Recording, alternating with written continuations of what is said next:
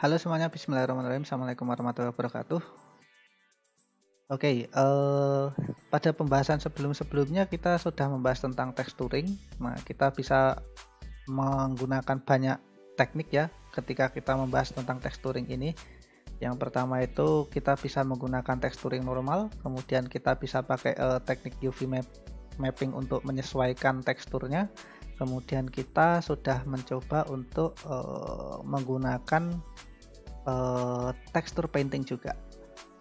Kemudian bagaimana kita secara default nih, bagaimana kita menggunakan tekstur kan mestinya kita perlu mengetahui langkah-langkah untuk texturing terlebih dahulu ya. Yang pertama mungkin kita bisa download image dari internet, kemudian dimasukkan ke komputer kita. Dari image tersebut kemudian dijadikan teksturnya diassign ke material, kemudian materialnya diassign ke objek, dan akhirnya jadilah objek itu mempunyai tekstur. Objek 3 dimensi yang kita buat itu mempunyai tekstur dari situ. Nah, akan tetapi berbeda halnya dengan procedural texture. Di sini kita nanti akan mencoba untuk membahas procedural texture. Nah, procedural texture itu seperti apa sih sebenarnya? Kalau kita mencoba texturing pada umumnya ya, kita menggunakan image reference. Image reference itu sebagai teksturnya.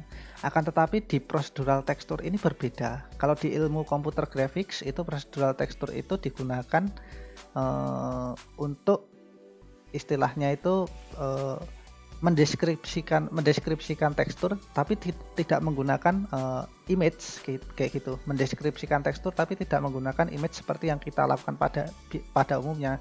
Nah, procedural tekstur ini dibuat menggunakan deskripsi matematis. Jadi daripada istilahnya itu menyimpan data image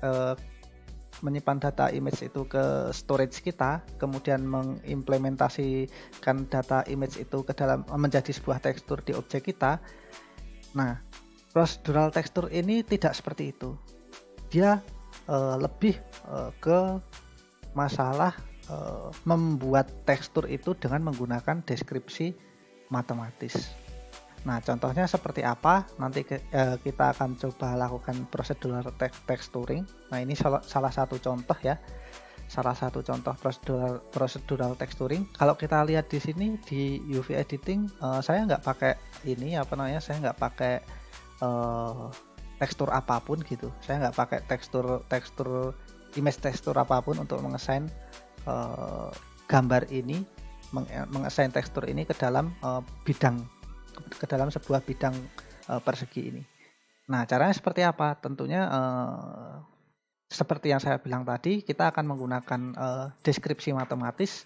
Akan tetapi jangan khawatir, deskripsi matematis ini sudah diterjemahkan ke dalam shader-shader tertentu. Dan komponen-komponennya tentunya shader dan komponen-komponen input, kemudian kemudian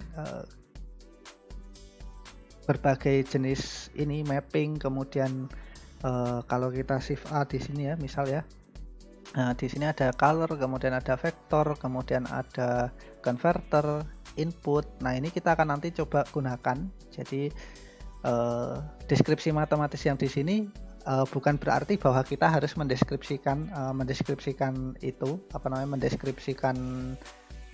sebagai sebuah formula atau rumus pada pelajaran matematika atau sejenisnya, tapi kita sudah disediakan fitur-fiturnya oleh Blender.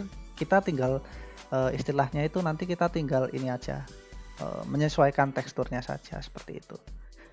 Jadi kita tinggal menyesuaikan tekstur yang maksudnya kita tinggal mengatur-ngatur posisi, letak, kemudian behaviornya seperti apa, rotasinya seperti apa, dan scale-nya seperti apa, kemudian kapan dia nampak, kapan dia nggak nampak kayak gitu. Itu cukup agak butuh mikir dikit ya, kurang lebih seperti itulah nanti. Jadi kita cukup menggunakan shader dan kemudian komponen-komponen lain yang sudah disediakan oleh Blender itu sendiri. Jadi nggak perlu khawatir seperti itu.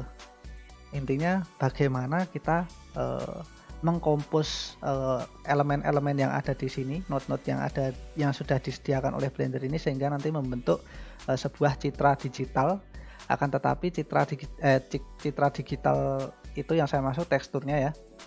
Akan tetapi teksturnya itu terbentuk dari node-node yang kurang lebih ya tergantung tingkat kerumitannya gitu ya. Nanti kita akan coba itu. Oke, barangkali seperti itu untuk pendahuluan tentang procedural texturing. Kita akan lanjutkan contohnya bagaimana membuat procedural texture ini.